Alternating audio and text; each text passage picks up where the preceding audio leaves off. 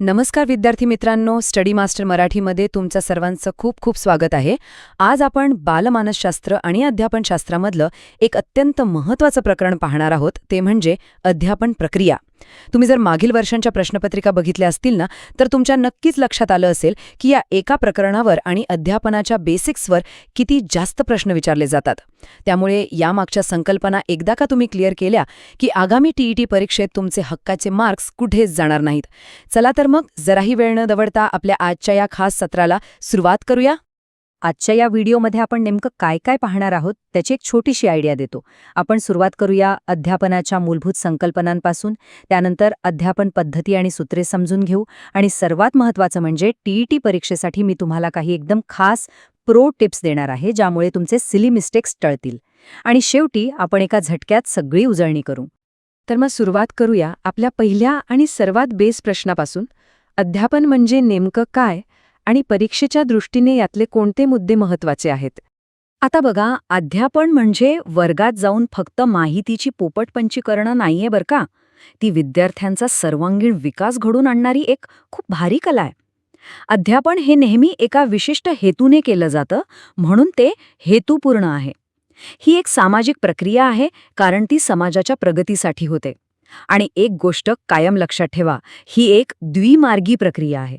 म्हणजे शिक्षक फक्त बोलतायत आणि मुलं नुसतीच ऐकतायत असं नाही, तर दोघांचाही यात ॲक्टिव्ह सहभाग असतो. या सगळ्याचा मुख्य उद्देश काय?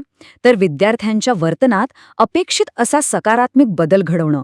आणि हा बदल घडवण्यासाठी शिक्षकाला खूप कल्पकता वापरावी लागते, म्हणूनच अध्यापनाला एक कला मानलं गेलंय. आता आपण वळूया अध्यापनाच्या काही एकदम मूलभूत संकल्पनांकडे, ज्याला आपण अध्यापनाचे मुख्य आधारस्तंभ म्हणू शकतो. हे समजलं तर परीक्षेचे अनेक प्रश्न सहज सुटतील. इथे ना परीक्षेत मुलांचा खूप गोंधळ उडतो. जॉन डॅम्स आणि जॉन डुई यांच्यात नेमका काय फरक आहे ते नीट समजून घ्या. जॉन डॅम्स काय म्हणतात? त्यांच्या मते अध्यापन ही द्विध्रुवीय म्हणजेच केवळ दोन ध्रुवांवर आधारलेली प्रक्रिया आहे, एक शिक्षक आणि दुसरा विद्यार्थी. पण जॉन डुईंनी याला थोडा वेगळा आणि प्रॅक्टिकल अँगल दिला. त्यांनी विचार केला की बाबा, शिक्षण काय आपण हवेत देत नाही, ते समाजात घडतं. त्यामुळे त्यांनी यात तिसरा अत्यंत महत्त्वाचा घटक जोडला आणि तिला त्रिध्रुवीय प्रक्रिया मांडली. ते तीन ध्रुव म्हणजे शिक्षक, विद्यार्थी आणि समाज किंवा आपला अभ्यासक्रम. त्यामुळे परीक्षेत जॉन डुई विचारलं तर 3 आणि जॉन डॅम्स विचारलं तर 2, एवढं पक्क डोक्यात फिट करून ठेवा. तुम्हाला माहिती आहे, अध्यापनाच्या मुख्य 3 अवस्था असतात. हे अगदी डोळ्यांसमोर व्हिज्युअलाइज करा. पहिली आहे नियोजन अवस्था, म्हणजे प्रत्यक्ष वर्गात जाण्यापूर्वी आपण जे प्लॅनिंग करतो ना, लेसन प्लॅन बनवतो, ती ही अवस्था. दुसरी आणि जॅक्सन यांच्या मते सर्वात महत्त्वाची अवस्था म्हणजे आंतरक्रियात्मक अवस्था. हा तो टप्पा आहे जिथे वर्गात प्रत्यक्ष ॲक्शन सुरू असते. शिक्षक आणि मुलांमध्ये संवाद, प्रश्नोत्तरे होतात. आणि तिसरी अवस्था आहे उत्तरक्रिया, जी पाठ शिकवून झाल्यावर घडते. म्हणजे आपण जे शिकवलंय ते मुलांना किती समजलंय हे चेक करण्याची अवस्था. आणि याच तिसऱ्या अवस्थेतून एक खूप महत्त्वाचा कॉन्सेप्ट बाहेर येतो, तो म्हणजे प्रतिभरण. आता प्रतिभरण हा शब्द ऐकायला थोडा जड वाटतो ना? सोप्या भाषेत सांगायचं तर फीडबॅक. अध्यापन संपल्यानंतर विद्यार्थ्यांनी खरोखर किती ज्ञान मिळवलंय हे तपासलं जातं. पण इथे फक्त मार्क्स देणं हा उद्देश नसतो बरं का, तर मुलांच्या समजुतीत कुठे गॅप राहिलाय तो शोधून त्यांना ती सुधारण्यासाठी जी माहिती दिली जाते त्याला आपण प्रतिभरण म्हणतो. याचा फायदा शिक्षकालाही होतो, त्यालाही आपली शिकवण्याची पद्धत सुधारता येते. परीक्षेत नेहमी विचारल्या जाणाऱ्या या 2 व्याख्या लक्षात ठेवण्यासाठी मी तुम्हाला एक भारी मेंटल शॉर्टकट सांगतो. जेव्हा केव्हा प्रश्नात वर्गातील आंतरक्रियेचं विश्लेषण असा शब्द आला की लागलीच नेट फ्लँडर यांचं नाव आठवलं पाहिजे, कारण त्यांनी वर्गातील शाब्दिक संवादावर खूप काम केलंय. आणि दुसरीकडे जर अध्यापनाला उत्तेजन देणारी आणि दिशा दाखवणारी मार्गदर्शक प्रक्रिया म्हटलं असेल तर ती व्याख्या बर्टन यांचीच असते. बर्टन म्हणजे मार्गदर्शक प्रक्रिया. एवढंसं छोटंसं समीकरण जरी लक्षात ठेवलं तरी तुमचे मार्क्स फिक्स आहेत. आता पुढचा मुद्दा आहे सूक्ष्म अध्यापन, ज्याला आपण मायक्रो टीचिंग म्हणतो. इथे बरेच जण फसतात. त्यांना वाटतं ही पद्धत शालेय विद्यार्थ्यांसाठी आहे, पण तसं अजिबात नाहीये. हे संपूर्णपणे आपल्यासारख्या भावी शिक्षकांसाठी असतं.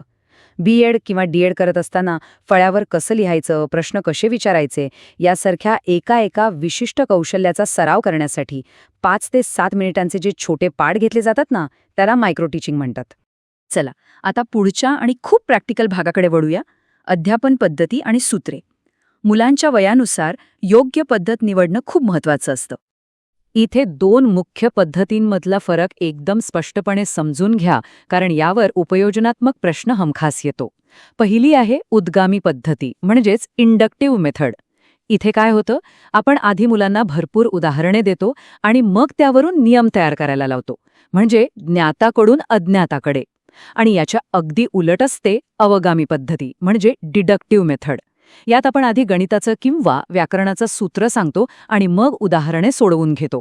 आता बघा, नियम आधी समजून घेण्यासाठी डोकं थोडं जास्त चालवावं लागतं.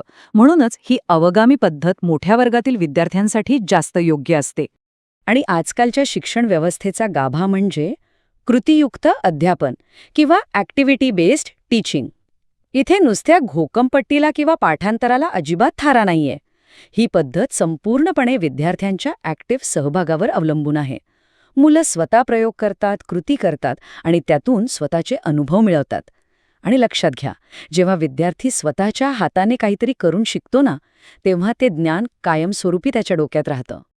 या सगळ्या पद्धतींसोबत आपण वर्गात मूर्ताकडून अमूर्ताकडे किंवा सोप्याकडून कठीणाकडे अशी काही अध्यापन सूत्र वापरतो. पण ही सूत्र वापरायचीच का? तर यामागचं लॉजिक खूप सोपं आहे. कठीण, बोरिंग आणि गुंतागुंतीच्या वाटणाऱ्या संकल्पना मुलांसाठी एकदम सोप्या आणि इंटरेस्टिंग बनवणं, जेणेकरून मुलं अभ्यास करताना कंटाळा करणार नाहीत आणि त्यांना शिक्षणाची गोडी लागेल. आता आपण त्या भागाकडे आलोय ज्याची तुम्ही सगळे वाट पाहत आहात, टीईटी परीक्षेसाठीच्या खास प्रो टिप्स, जिथे आपण परीक्षक कोणते सापळे लावतात ते ओळखायला शिकणार आहोत. तुम्हाला गुगली टाकणारा एक प्रश्न सांगतो. परीक्षेत प्रश्न येतो, स्वयं शिक्षणाला महत्त्व देणारा डाल्टन प्लॅन कोणी शोधला? आता पर्यायांमध्ये तुम्हाला खात्रीने सांगतो, जॉन डाल्टन हे नाव पहिल्याच क्रमांकावर दिलेलं असतं. आणि तिथेच आपली घाई होते. पण मित्रांनो, हे पक्क लक्षात ठेवा की डाल्टन हे एका शास्त्रज्ञाचं नाव नसून ते अमेरिकेतल्या एका शहराचं नाव आहे. ही पद्धत विकसित केली होती हेलन पार्खर्स्ट यांनी. हा परीक्षेतला एक खूप मोठा सापळा आहे, पण मला खात्री आहे आता तुम्ही यात अडकणार नाही. ह्यावरूनच आपली पहिली आणि सर्वात महत्त्वाची प्रोटिप ठरते. कोणताही प्रश्न वाचताना त्याच्या शेवटी असलेला नाही, अचूक किंवा अयोग्य हा शब्द अगदी डोळ्यात तेल घालून वाचा. समजा प्रश्न आहे, खालीलपैकी कोणते अध्यापनाचे वैशिष्ट्य नाही? घाईत आपण तो नाही शब्द वाचायचाच विसरतो आणि चुकीचा पर्याय निवडून येतो. त्यामुळे प्रश्न नेहमी पूर्ण आणि शांतपणे वाचायचा. आता बघा, अध्यापनावर वेगवेगळे घटक कसे परिणाम करतात. शिक्षकाचा मूड किंवा शिकवण्याचा उत्साह कसा आहे हा एक मानसिक घटक आहे. त्यानंतर विद्यार्थ्याची समज किंवा परिपक्वता किती आहे हेही पाहावं लागतं. तसंच वर्गामध्ये हवा, प्रकाश यांसारख्या भौतिक सुविधा व्यवस्थित नसतील तरीसुद्धा मुलांचं लक्ष विचलित होतं. हे सगळे घटक अध्यापनावर थेट परिणाम करत असतात. पण यातली प्रो टिप 2 काय आहे माहितीये? या सगळ्या घटकांपैकी सर्वात महत्त्वाचा घटक कोणता असा प्रश्न आला तर डोळे झाकून शिक्षकाचे विषयावरील प्रभुत्व हे उत्तर सिलेक्ट करायचं. बघा, वर्गात भौतिक सुविधा कमी असतील तरी चालेल, पण जर शिक्षकाचा त्याच्या विषयावर पूर्ण कमांड असेल ना, तर तो कोणताही कठीण विषय एकदम भारी पद्धतीने मुलांपर्यंत पोहोचवू शकतो. ज्ञान हाच खरा पाया आहे. आणि प्रो टिप 3, जी फॅक्ट तुम्हाला तोंडपाठच असायला हवी. अध्यापनातील प्रतिमानांचं, म्हणजेच ज्याला आपण टीचिंग मॉडेल म्हणतो, त्याचं वर्गीकरण कोणी केलंय? तर ब्रूश जॉयस आणि मार्शवेल यांनी. जोड्या लावा किंवा थेट प्रश्नांमध्ये हे हमखास विचारलं जातं. त्यामुळे ही 2 नावं अजिबात विसरू नका. चला, आता आपण एकदम शेवटच्या टप्प्यात आलो आहोत. आपण आज जे काही शिकलोय त्याची पटकन उजळणी करूया. हीच तुमच्या यशाची गुरुकिल्ली आहे. आज आपण काय काय पाहिलं ते पटापट आठवूया. जॉन डुई यांनी शिक्षक, विद्यार्थी आणि समाज अशी त्रिध्रुवीय प्रक्रिया सांगितली. उद्गामी पद्धतीत आपण उदाहरणाकडून नियमाकडे जातो, तर अवगामीमध्ये नियमाकडून उदाहरणाकडे. डाल्टन हे शास्त्रज्ञाचं नाही तर एका शहराचं नाव आहे, हे आपण पक्क लक्षात ठेवलं. आणि सर्वात शेवटी प्रतिभरण किंवा फीडबॅक हे नेहमी अध्यापनाच्या उत्तरक्रियेत असतं, हेही आपण पाहिलं. मित्रांनो, तुम्हाला जर या माहितीचा फायदा झाला असेल आणि टीईटी परीक्षेची अशीच स्मार्ट आणि अचूक तयारी करायची असेल तर आपल्या स्टडी मास्टर मराठी चॅनलला आत्ताच सबस्क्राईब करा.